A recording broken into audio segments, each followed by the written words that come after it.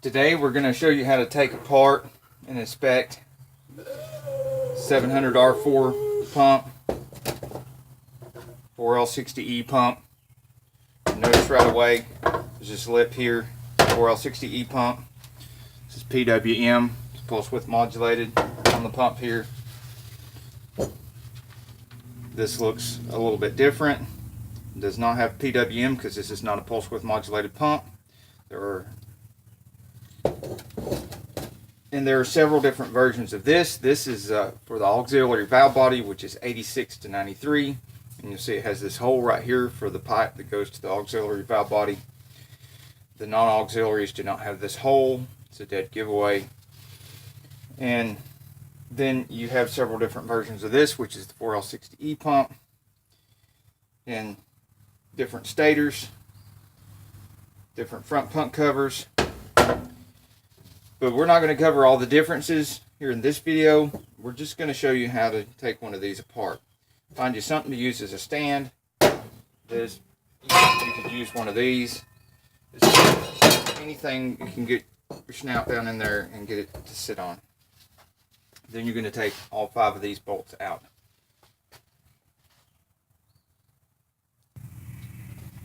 Okay, so once you get all 5 bolts loose, you take those out. Set them aside. Pull it up by the stator.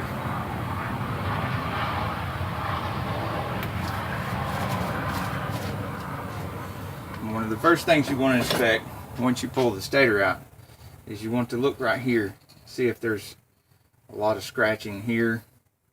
So this seems to have like a normal amount. That looks good enough to where you can polish it up with some Scotch-Brite. You want to check your valves. That's the lockup valve. Seems to be fine. It's fine too. Okay, and you want to look down in here. See where these sealing rings seal off down in here. I don't know if you can see, but it looks great. And then run your finger over it too, just in case there's something you don't see that you can feel.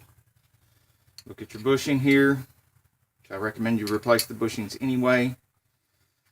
And look very closely where these sealing rings are on either side. See if there's any scratching here where this bushing rides or this, and see if there's any damage where maybe the bushings were wore out on the drum and allowed the drum to hit this on either side of the, but it doesn't appear there's any damage at all anywhere near either of these sealing rings. So this is a good stator. Set that aside. Oh, and sometimes these splines right here will have some wear where it looks like a notch in each one of the splines. This one has no notching at all, really. These splines look really good. Got another bushing here you got to look at. And the size of this bushing right here determines what size your input shaft was that goes in the stator. This one happens to be a large, takes a large input shaft. Now, you want to look at these rings right here, and even if these are good, you'll want to replace these with hardened steel rings. These are probably cast iron, they're probably originals.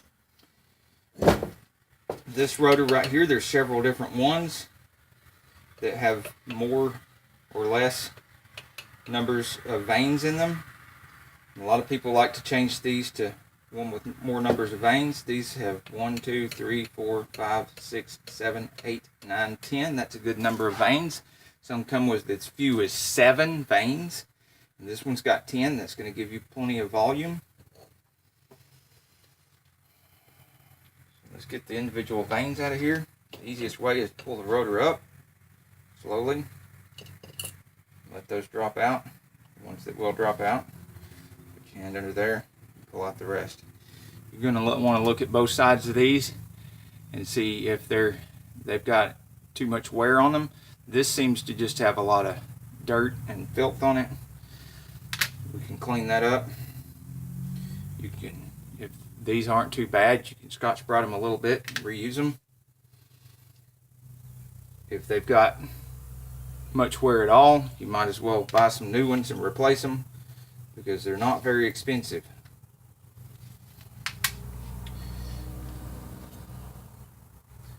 You want to inspect this right here. If it's got any wear to it at all, it needs to be replaced. If you buy a thrust washer kit, you should get one and just go ahead and replace it.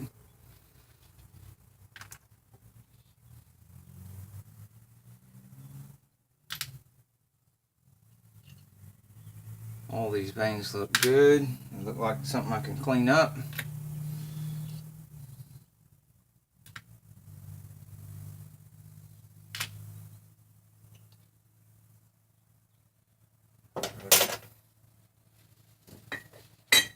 Now we want to inspect the surface not only here of the pump body itself, but also of the pump slide.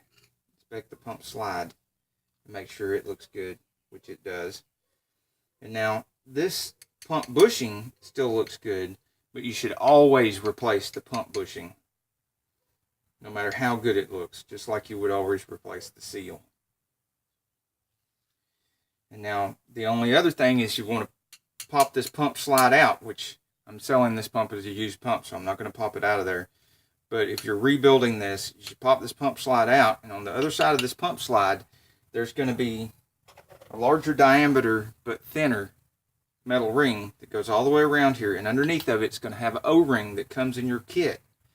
And you're going to get these two little pieces right here in your kit as well, and you'll want to replace all of those. It's a little tricky dealing with this spring right here, but you can do it with a flathead screwdriver. And don't lose this. You want to put this back on after you've changed your bushing and your seal. And some of these have a lip right here where the bushing is that you want to be careful of when you're replacing your bushing, and push the bushing out this direction. Push it out that direction so that you don't break this lip and ruin your pump housing.